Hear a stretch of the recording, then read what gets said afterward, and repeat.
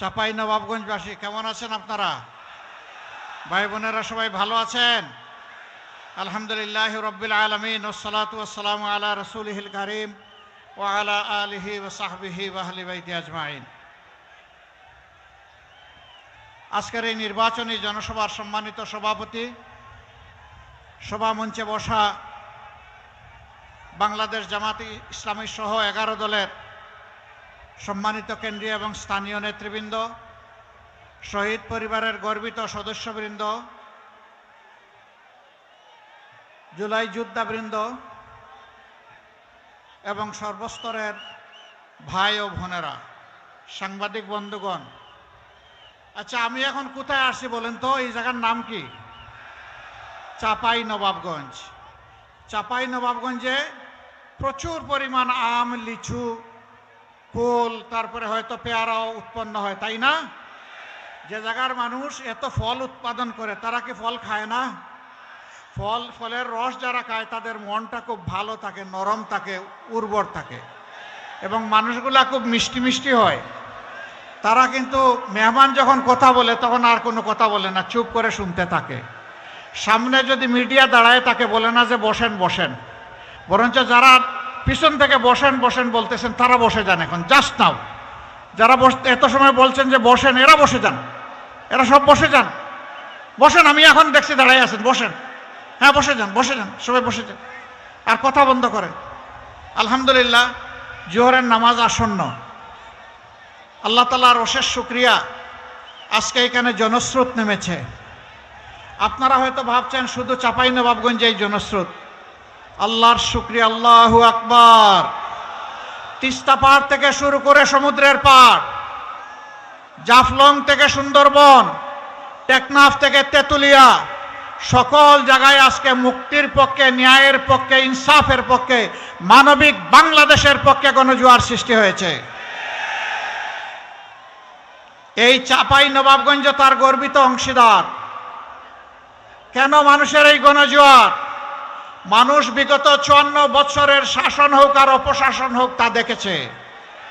ওইটা দেখতে দেখতে ক্লান্ত হয়ে পড়েছে। এখন বাংলাদেশের জনগণ পরিবর্তন চায়, পুরানা বন্দোবস্তের রাজনীতি আর দেখতে চায় না। জুলাই যোদ্ধারা সেদিন রাস্তায় নেমে বলেছিল, উই ওয়ান্ট জাস্টিস, আমরা সর্বক্ষেত্রে ন্যায় বিচার চাই। তার মানে হলো ন্যায় বিচার নাই, সেই ন্যায় বিচার আমরা প্রতিষ্ঠা করতে চাই ইনশাআল্লাহ। রাজার জন্য যে বিচার, সকলের জন্য সেই একই বিচার। একজন সাধারণ মানুষ অপরাধ করলে বিচার হবে যেটা, শাস্তি হবে যা। দেশের প্রেসিডেন্ট কিংবা প্রধানমন্ত্রী একই অপরাধ করলে তাদেরকেও ছাড় দিয়ে কথা বলা হবে না। সেই বিচার আমরা বাংলাদেশে কায়েম করতে চাই। এই বিচার মুসলমান, হিন্দু, বৌদ্ধ, খ্রিস্টান, সাঁওতাল যারা আছে, নৃতাত্ত্বিক জাতিগোষ্ঠী সকলের জন্য। এই বাংলার আসমানের ছাদের নিচে আর জমিনের উপরে যারাই বসবাস করে, বিচার ইনশাআল্লাহ তাদের জন্য সমান কায়েম করা হবে। ওই বিচার যখন কায়েম করা হবে তখন বাংলাদেশে আর কাউকে চাঁদাবাজি করতে দেওয়া হবে না। চাঁদাবাজির রাস্তা বন্ধ হয়ে যাবে। চাঁদাবাজদেরকে ধরে এনে কাজে নিয়োগ দেওয়া হবে। তারাও সেদিন কাজ করে দেশ গড়ার কাজে অংশগ্রহণ করবে ইনশাআল্লাহ।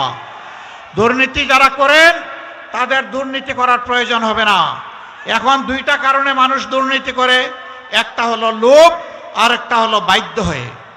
লোভ তো আমরা সবাই বুঝি, বাধ্য হয়ে কেন দুর্নীতি করবে? অবশ্যই আমার সামনে এখানে আধা সামরিক বাহিনীর লোকেরা আছেন, র্যাব আছে, পুলিশ আছে, আনসার আছে এবং কোনো জায়গায় সামরিক বাহিনীর লোকদেরকে আমরা দেখেছি। তাদের সকলে সমান নয়। সামরিক এবং আধা সামরিক বাহিনীতে যারা নাম লেখান, প্রথম দিনই তারা নিয়ত করে ফেলেন, ওয়াদা করেন, নিজের জীবন দিব কিন্তু দেশের 1 ইঞ্চি মাটি কাউকে দেব না। একমাত্র সার্ভিস যেখানে জীবন দেওয়ার শপথ নিয়ে যাত্রা শুরু, তাদের সুবিধা, তাদের বেতন আর আমাদের বেতন আর সুবিধা এক হওয়ার প্রশ্নই ওঠে না।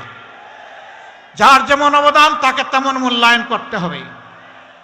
আইন শৃঙ্খলা বাহিনীর লোকেরা দিন নাই রাত নাই 24 ঘন্টা অন ডিউটি, পাগল হয়ে দৌড়ায়। সেই লোকদেরকে যদি 8 ঘন্টা ডিউটি করা লোকদের সমান বেতন দেওয়া হয়, এটা কি ইনসাফ হবে? চরম বেইনসাফি হবে। এবং সেটাই বাংলাদেশে চলে আসছে। আমি অল্প কিছু পেশার কথা বললাম, প্রায় সকল পেশায় এই ধরনের ভারসাম্যহীনতা। আমরা সেই ডিসপ্যারিটি বা বৈষম্য আমরা দূর করতে চাই। যার যেটা ন্যায্য পাওনা, একজন কর্মচারী কর্মকর্তা, সে সরকারি, আধা সরকারি, স্বায়ত্তশাসিত, বেসরকারি, যেখানেই হোক, সে যেন তার পুরা মেধা যোগ্যতা উজাড় করে সেখানে সেবা দিতে পারে। আর রাষ্ট্র এবং নিয়োগকারী সংস্থাও যেন তাদেরকে সম্মানের সাথে বসবাস করার মতো সুযোগ তাদের হাতে তুলে দেয়। আমরা তা নিশ্চিত করব ইনশাআল্লাহ। আমাদের যুবকরা, যুবতীরা, তারা বেকার ভাতার জন্য আন্দোলন করে নাই, তারা হাতে হাতে কাজ পাওয়ার জন্য আন্দোলন করছে। আমরা যুবক যুবতীদেরকে ওয়াদা করছি, অঙ্গীকার করছি, তোমাদের হাতে অপমানের ওই বেকার ভাতা আমরা তুলে দেব না, বরঞ্চ তোমাদের হাতে হাতে আমরা তোমাদের হাতগুলোকে দক্ষ হাত বানিয়ে ইনশাআল্লাহ তোমাদের মর্যাদার সাথে যায় সেই মর্যাদাপূর্ণ কাজ তোমাদের হাতে তুলে দেব। সেদিন তোমরা এই দেশ গড়বা, তৈরি হয়ে যাও। এই দেশ তোমাদের জন্য আমরা গড়তে নেমেছি, তোমাদের হাতে এই দেশের ভার আমরা তুলে দিতে চাই। বাংলাদেশ নামের যেই উড়োজাহাজ, সেই উড়োজাহাজের ককপিটে বসবে যুবকেরা, আমরা গিয়ে বসবো পিছনের প্যাসেঞ্জার সিটে। দেশ তারা রকেট গতিতে চালিয়ে সামনের দিকে নিয়ে যাবে, পিছনে তাকানোর আমাদের আর সময় নাই। সকল জাতি, ধর্ম, গোষ্ঠী, বর্ণ, সমস্ত মানুষকে বুকে ধারণ করে আমাদের এই যাত্রা শুরু ইনশাআল্লাহ।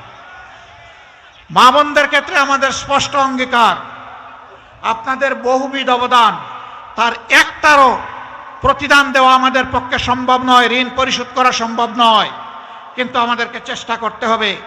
আমরা দুটি জিনিস আপনাদের জন্য নিশ্চিত করতে চাই।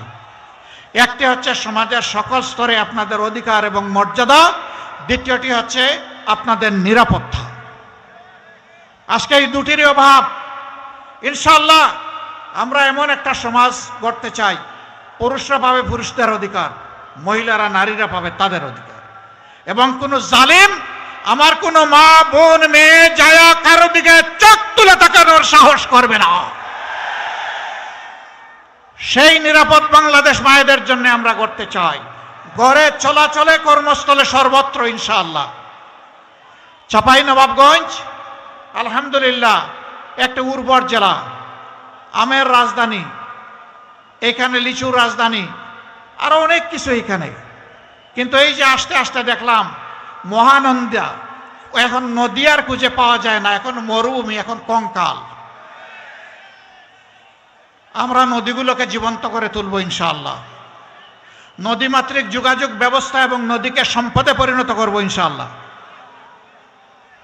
পদ্মাতে যেখানে বাঁধ দিলে, ব্যারেজ দিলে বাংলাদেশ পানি পাবে, সেখানেই ব্যারেজ নির্মাণ করা হবে ইনশাআল্লাহ। এই আমের রাজধানীতে আম সংরক্ষণ করার মতো কোনো হিমাগার বা সংরক্ষণগার নাই। ইনশাআল্লাহ আমরা ঘোষণা দিয়েছি, পুরা উত্তরবঙ্গকে আমরা কৃষি শিল্পের রাজধানীতে পরিণত করব। যেখানে বিশ্ববিদ্যালয় দরকার সেখানে বিশ্ববিদ্যালয় হবে, যেখানে সংরক্ষণ দরকার সেখানে হবে, যেখানে পরীক্ষাগার দরকার, গবেষণাগার দরকার, সেখানে গবেষণাগার গড়ে তোলা হবে। আম এবং লিচুর প্রসেসিং করে সারা বছর খাওয়ানোর ব্যবস্থা করা হবে, বিশ্বেও রপ্তানি হবে ইনশাআল্লাহ। এইভাবে বাংলাদেশে এবং বিশ্বে আমরা চাপাইকে পৌঁছে দিতে চাই। আপনারা তৈরি আছেন ইনশাআল্লাহ? 12 তারিখ দুটি ভোট। কয়টা? একটা হচ্ছে পুরানা বন্দোবস্তকে লাল কার্ড, নূতন বন্দোবস্তকে আহলান সাহলান, ওয়েলকাম, স্বাগতম। এটার জন্য কি হবে? হা। গণভোটে কি বলবো? হা মানে আজাদি, না মানে গোলামি। আজাদি না গোলামি, আজাদি না গোলামি। তাহলে প্রথম ভোট ইনশাআল্লাহ চাপাইবাসীর হা। দ্বিতীয় ভোটটি হচ্ছে ন্যায় এবং ইনসাফের পক্ষে, একটা বৈষম্য মুক্ত, দুর্নীতি মুক্ত, চাঁদাবাজ মুক্ত, মামলাবাজ মুক্ত, নারীদের অপমান মুক্ত এবং আধিপত্যবাদ মুক্ত একটা বাংলাদেশ গড়ার জন্য আমরা আপনাদের এই মূল্যবান ভোটটা চাই। আমরা কথা দিচ্ছি, আপনারা আপনাদের ভোটের আমানত দিয়ে আমাদেরকে সাহায্য করুন। আমরা আপনাদেরকে ইনশাআল্লাহ এই যে আমানত আপনারা আমাদের দিলেন, আমরা এই কৃতজ্ঞতা 5 বৎসর ধরে আদায় করার সর্বাত্মক চেষ্টা করব। আপনাদের যত ন্যায্য পাওনা আছে সবগুলা ইনশাআল্লাহ আপনাদের সাথে আলোচনা করে আপনাদের হাতে পৌঁছে দেওয়া হবে। এবার আমি ইনসাফের প্রতীক দাঁড়িপাল্লা এখানকার কয়টা আসন? এখানে 3টা আসন। যে আসেন ইনশাআল্লাহ চাপাই 1, চাপাই 1 আসেন। আলহামদুলিল্লাহ। চাপাই 1 আসনটার নাম কি? হ্যাঁ, এটা কি শিবগঞ্জ হবে না শিবগঞ্জ হবে? এটা শিবগঞ্জ হবে ইনশাআল্লাহ। এখানকার ভাষাকে আমরা সম্মান করি, শ্রদ্ধা করি, তাইলে বলুন শিবগঞ্জ ইনশাআল্লাহ। এই শিবগঞ্জে ইনসাফের প্রতীক দাঁড়িপাল্লা তুলে দিচ্ছি। এই জায়গায় শক্ত করে ধরতে হবে, জাতির ভার নিতে হবে ইনশাআল্লাহ। প্রতীক আছে? কোন সে প্রতীক? জুড়ে সুরে, আরো জুড়ে, আকাশ বাতাস কাঁপিয়ে দাও। 12 তারিখ সারাদিন সকাল সন্ধ্যা দাঁড়িপাল্লা ইনশাআল্লাহ বিজয়মালা। 12 তারিখ দাঁড়িপাল্লা মাশাআল্লাহ। এবার চাপার 2 এটা নাচল গুমস্তাপুর না বুলাহাট। মাশাআল্লাহ, ধরেন, শক্ত করে ধরেন। মাশাআল্লাহ। এখানে ইঞ্জিনিয়ার গোলাম মোস্তফা, তাকে চিনেন? সরি ডক্টর মিজানুর রহমান, তাকে চিনেন? মায়া লাগে, মায়া লাগে দেখতে?